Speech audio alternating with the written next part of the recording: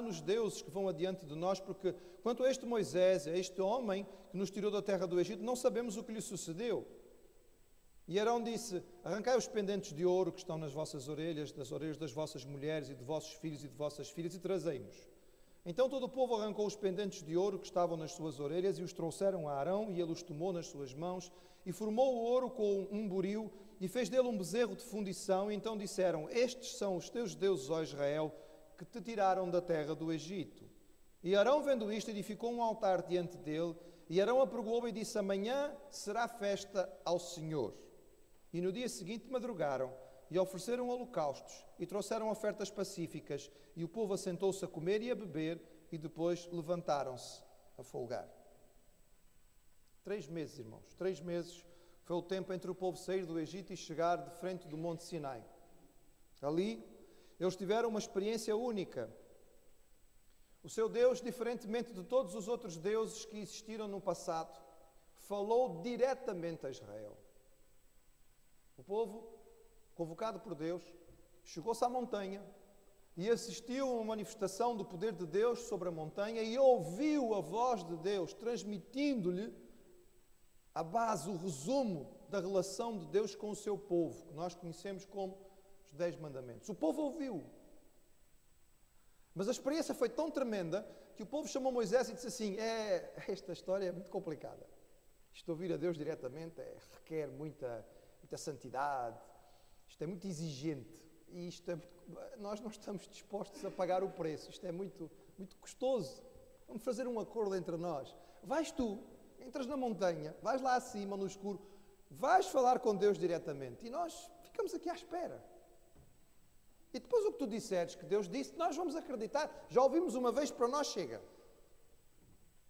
Foi uma decisão desastrosa, irmãos, porque significou uma fé de segunda mão. E Moisés realmente subiu ao monte. E lá ficou 40 dias a receber a lei de Deus, extensa, específica, pormenorizada. E enquanto isto o povo cansou de esperar. E quando cansou de esperar, chamou Arão e disse assim: precisamos de alguma coisa visível. Esta história é muito complicada. Isto é um Deus Espírito que a gente não vê. Nós queremos ter algo que nós possamos ver. Eu queria que os irmãos prestassem atenção no pormenor daquilo que o texto nos diz. O povo não pediu outros deuses. Eles queriam uma manifestação visível do Deus que os tinha tirado do Egito. Tanto que quando Arão constrói aquele bezerro, ele não lhe dá outro nome.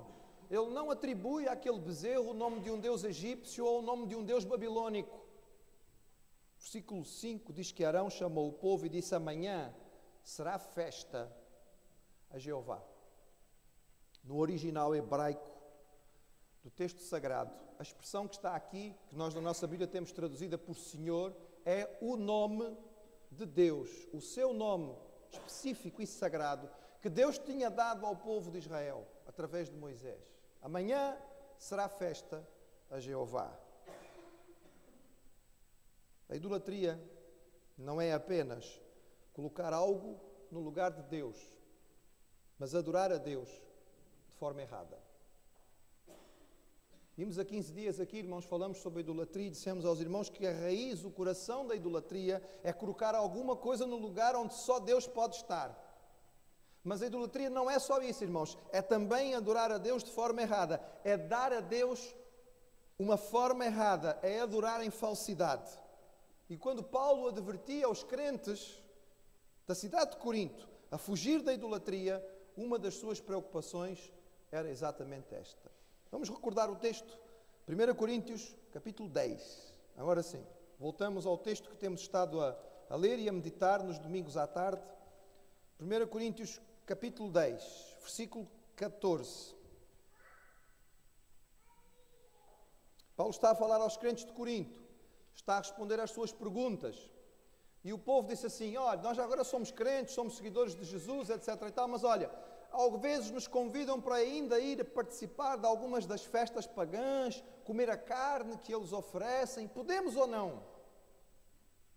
Paulo responde, 1 Coríntios 10, verso 14. Portanto, meus amados, fugi da idolatria. Falo como entendidos, julgai vós mesmos o que digo. Porventura, o cálice de bênção que abençoamos não é a comunhão do sangue de Cristo? O pão que partimos não é, porventura, a comunhão do corpo de Cristo? Porque nós mesmos, sendo muitos, somos um só pão e um só corpo, porque todos participantes do mesmo pão. Vede Israel segundo a carne, os que comem os sacrifícios não são, porventura, participantes do altar. Mas que digo? Que o ídolo é alguma coisa? Ou que o sacrificado ao ídolo é alguma coisa? Antes digo que as coisas que os gentios sacrificam, as sacrificam aos demónios e não a Deus, e não quero que sejais participantes com os demónios. Não podeis beber o cálice do Senhor e o cálice dos demónios. Não podeis ser participantes da mesa do Senhor e da mesa dos demónios. Paulo é muito claro na sua resposta. A crise e o risco era muito grande.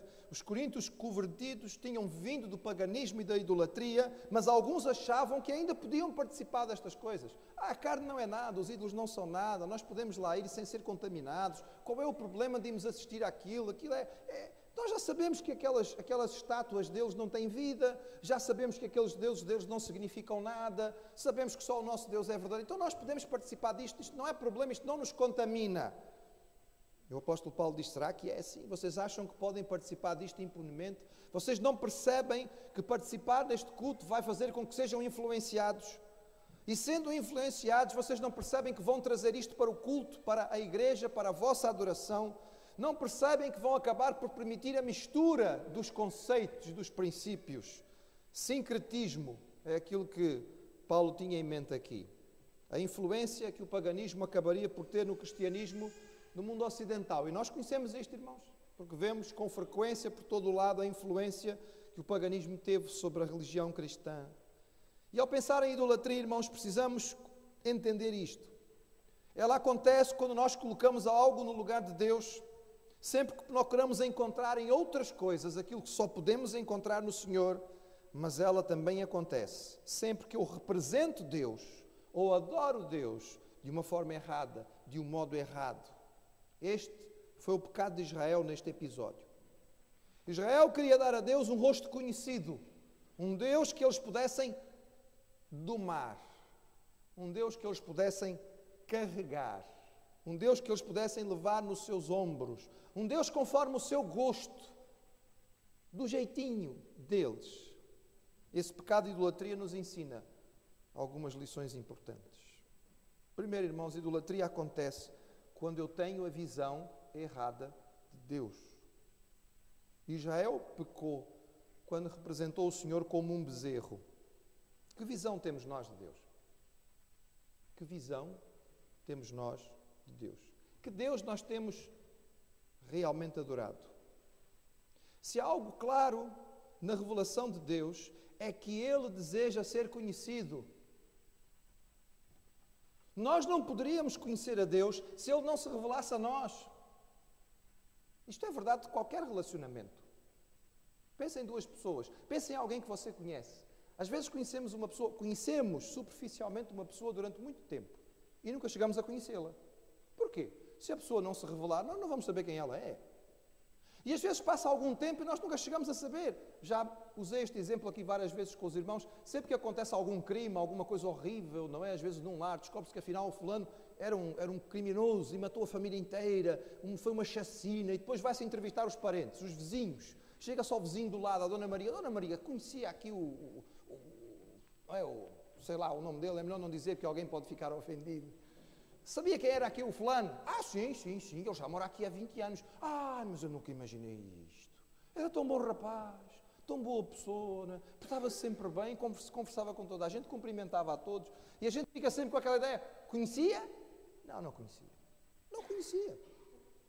Tinha ideias vagas a respeito daquela pessoa, mas nunca conheceu porque aquela pessoa nunca se revelou a Dona Maria. Mas o nosso Deus, irmãos, Ele quer que nós o conheçamos. Ele se revelou a nós. E a adoração, para ser genuína, implica conhecimento. Idolatria é adorar a Deus com uma visão errada dele. É adorar um Deus que, na verdade, não existe. Foi um Deus que eu inventei. Mas nós não precisamos fazer isso porque o nosso Deus se revelou a nós e Ele quer que nós o conheçamos. Como é possível adorar uma coisa que não conheço? Um jogador de futebol famoso foi convidado para fazer publicidade a uma marca de bolos. Os irmãos sabem que as pessoas famosas fazem marca, fazem publicidade, tudo e mais alguma coisa. Não é mais fácil comprar alguma coisa ligada à imagem de alguém. Então aparecia o jogador de futebol, aparecia a propaganda, a publicidade, um lance bonito em que ele fazia um grande golo e depois dizia, olha pá, a única sensação igual à de marcar um golo destes na Liga dos Campeões é comer uma fatia deste bolo. E as pessoas, pá, deve ser muito bom o bolo. Vou já comprar, não é? Porque isto é um bolo muito bom. E aparecia o fulano ao lado do bolo, e aparecia outdoors por toda a cidade com o bolo em ponto grande e o fulano ao lado, etc. E muito bem, era a grande publicidade que ele fazia. Este bolo é fantástico, é extraordinário. Até que um dia, um jornalista apanhou aquele jogador de jeito, numa conversa amena, em que ele não percebeu que estava, no fundo, a ser testado. E alguém perguntou-lhe, ouve lá, mas tu disseste que experimentar o tal bolo é uma sensação tão boa quanto marcar um golo na Liga dos Campeões. Epá, diz lá o que é que tu sentes quando comes uma fatia daquele bolo, eu gostava de saber. E o rapaz então começou, um bocadinho atrapalhado. Epá, é assim, e ele então tentou descrever o que era o sabor daquele bolo. E ele começou a descrever, a pensar no bolo como uma coisa doce. Era um bolo. E ele então começou a descrever a doçura e o derreter do açúcar e a sensação agradável na boca. E o jornalista que estava a entrevistar começou a rir. Começou-se a rir. E o jogador de futebol ficou atrapalhado e perguntou, desculpa lá, mas estás-te a rir porquê? Ele disse, pá, tu alguma vez comeste o bolo? Diz lá a verdade. E ele disse, porquê? Estás a perguntar? Não, estou-te a perguntar sinceramente, pá, não conto a ninguém, mas já comeste o bolo alguma vez? É porque eu já sei que nunca comeste. Como é que tu sabes? É que estás a descrever um bolo doce, mas aquele bolo que fazes propaganda é salgado. Ele não é doce, é salgado. Tão simples quanto isto, irmãos. O bolo não era doce, era salgado. Não é possível adorar algo que não conhecemos.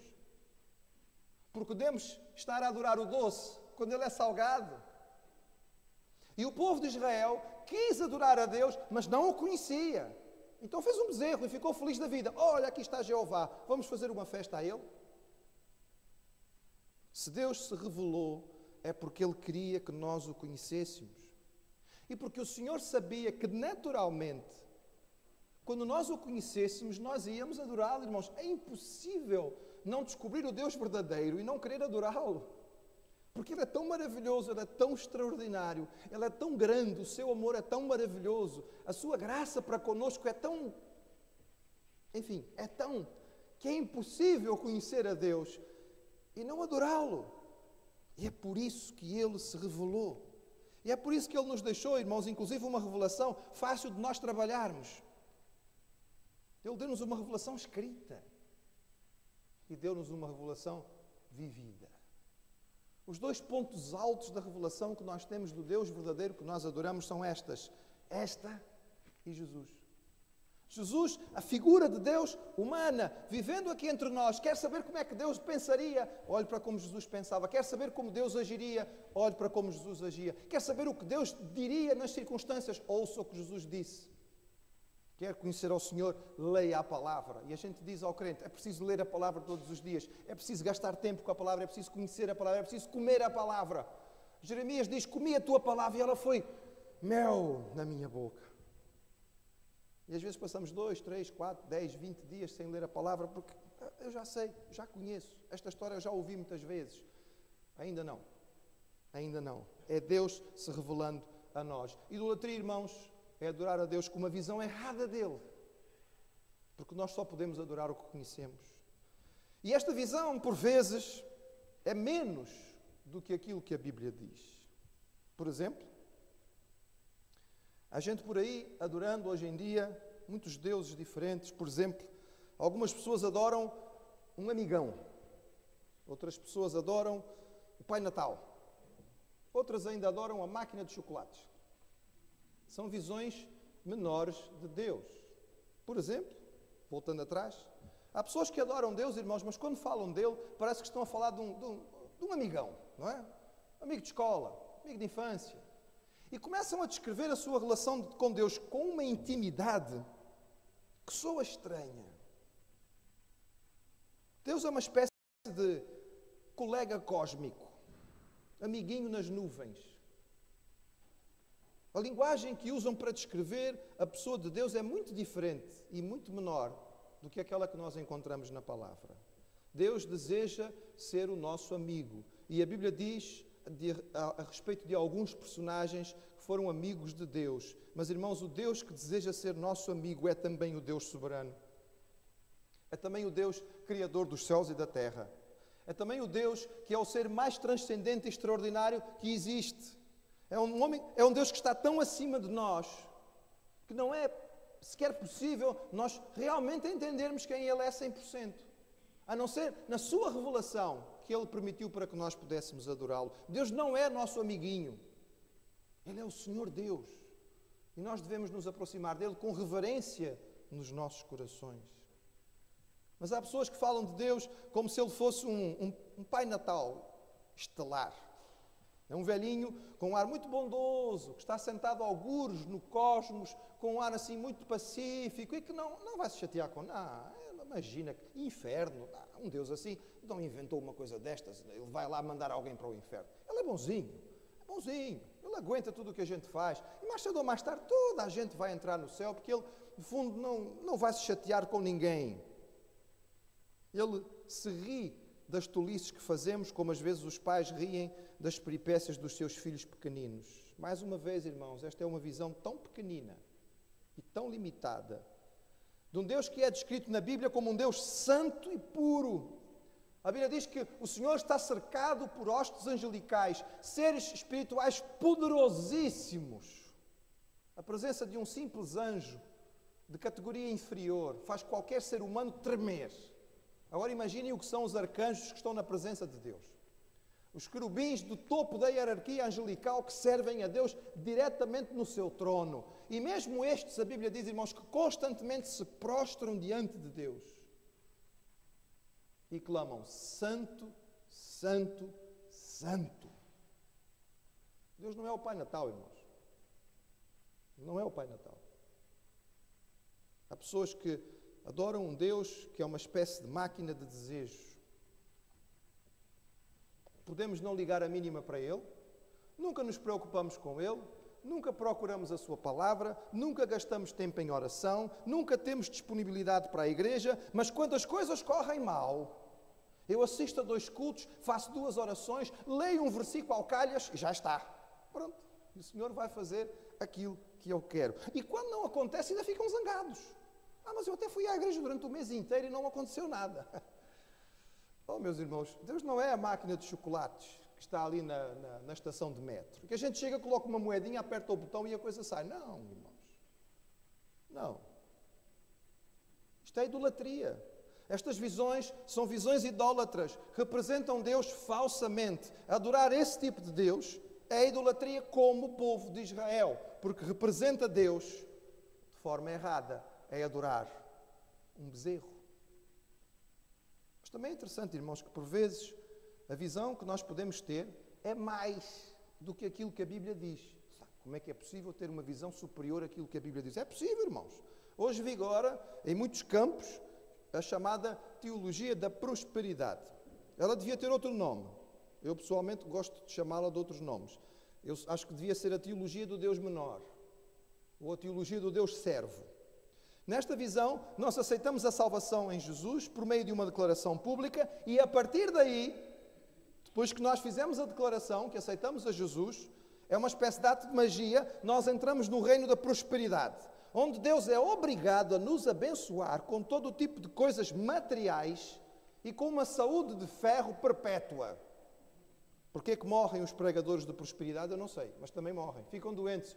É impressionante, eu gostava de perceber, mas eles também morrem.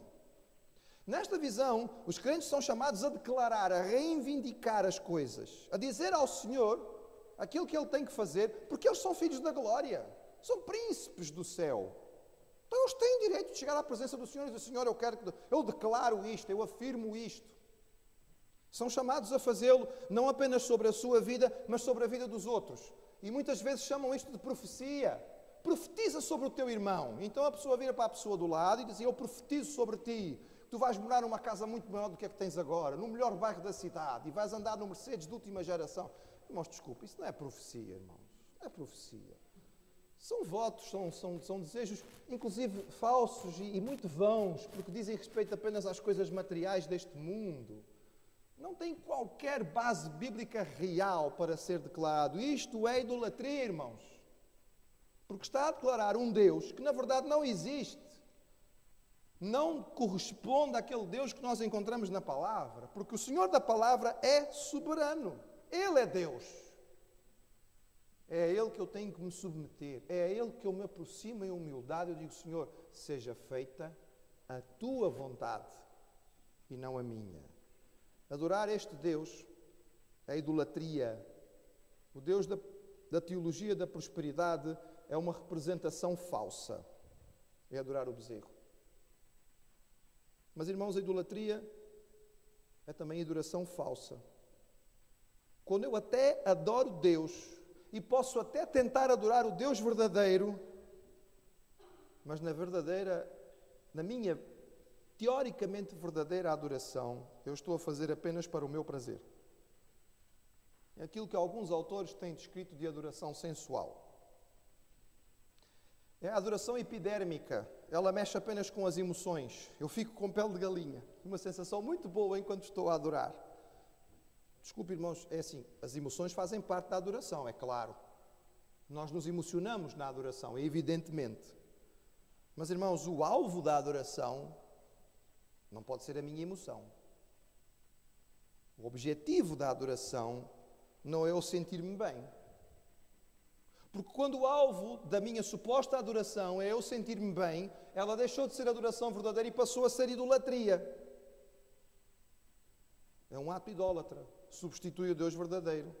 Isto acontece com facilidade. Eu fico preso por vezes, irmãos, a certo tipo de louvor, a certo tipo de música, a certo tipo de estilo, a certo tipo de pessoas. E eu só consigo adorar em certos contextos.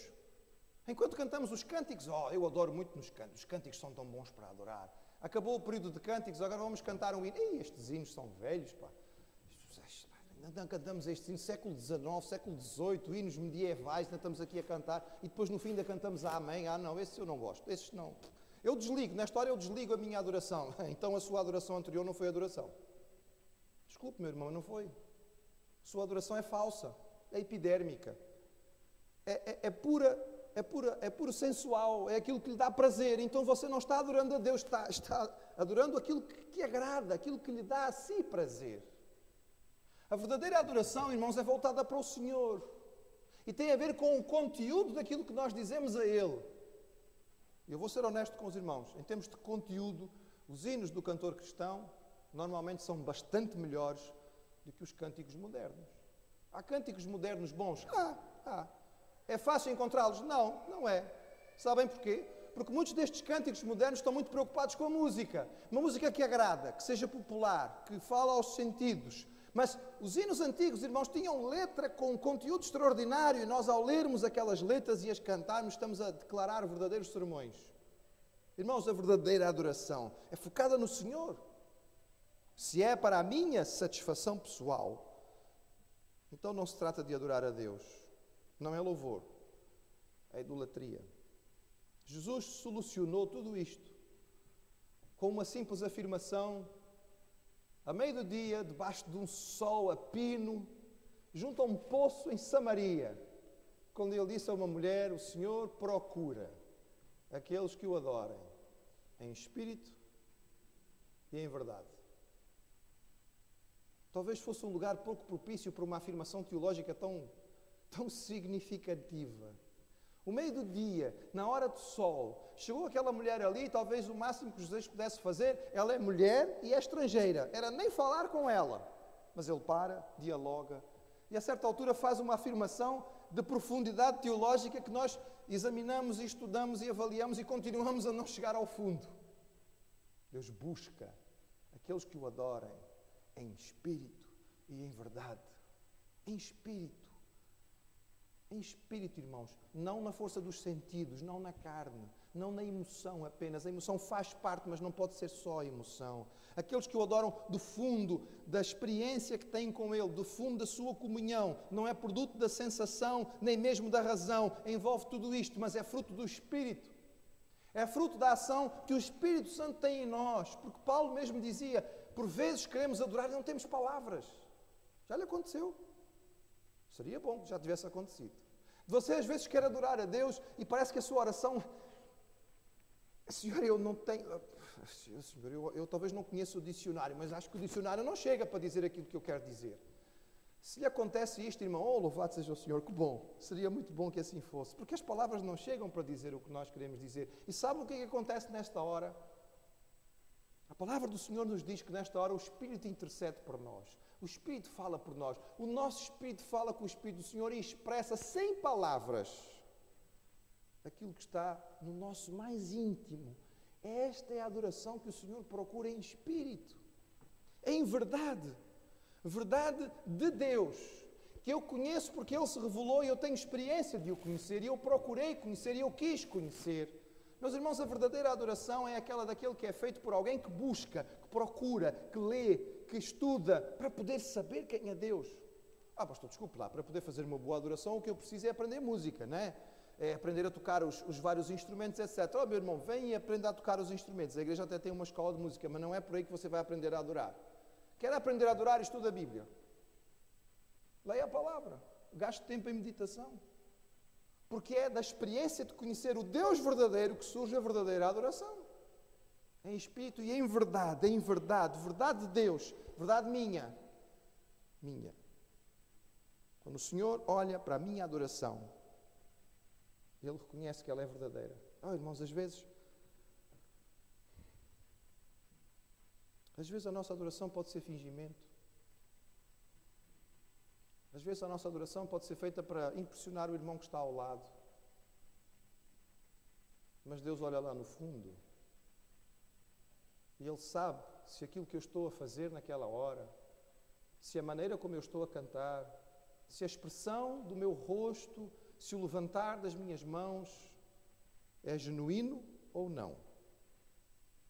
Mas Jesus disse que Deus procura aquele que o adora em verdade. A expressão da adoração é verdade. É a minha verdade diante de Deus. E o Senhor sabe, porque Ele vê. Ele conhece tudo. Fugi da idolatria, dizia Paulo. Fugi de colocar algo ou alguém no lugar de Deus. Colocar algo ou alguém no lugar que só Deus pode ocupar. Fugi. Porque isto tira a glória do Senhor e nos leva a uma rua sem saída, a um buraco sem fundo. Fugi da idolatria, de uma adoração falsa, de uma adoração sem verdadeiro conhecimento. De querer adorar dizendo que é doce, quando no fundo é salgado. De querer adorar Jeová, mas pensar que Ele é um bezerro. Fugi da idolatria. Como tem estado a minha adoração? Tenho consciência de que estou a adorar o Deus verdadeiro, como Ele realmente se apresenta e quer ser conhecido? Ou terei eu criado para mim imagens e ideias que me são agradáveis, que me trazem satisfação? Ou será que eu faço da minha adoração algo que na verdade é para o meu próprio prazer? É tempo, irmãos, de nós meditarmos. É tempo de nós fazermos avaliação. Deus busca. Veja, irmãos, Ele não só fica contente. É extraordinário o texto. Ele não só fica contente, Ele não só aceita. Diz que Ele busca ativamente aqueles que o adorem em espírito e em verdade. Deus busca. Deus busca. Sabe o que é que a gente procura lá em casa? Coisas que nos fazem realmente falta, não é? A gente para tudo, agora para tudo, eu tenho que achar isto, eu preciso mesmo disto. Então paramos para procurar e não interessa mais o resto, porque nós temos que achar. Deus procura o quê? Aqueles que o adoram em espírito e em verdade. Eu quero ser este. Eu quero fazer parte desses achados. Senhor, tu possas me achar quando tu procurares aqueles que te adoram em espírito e em verdade. Fugi da idolatria, porque ela desvia a glória do Senhor e vai acabar por me frustrar e me desviar do propósito que Deus tem para a minha vida. Eu não renderei louvor a ídolos falsos, criados por mim ou pelos outros, mas ao Deus verdadeiro, aquele que é fiel e permanece fiel para sempre. Amém?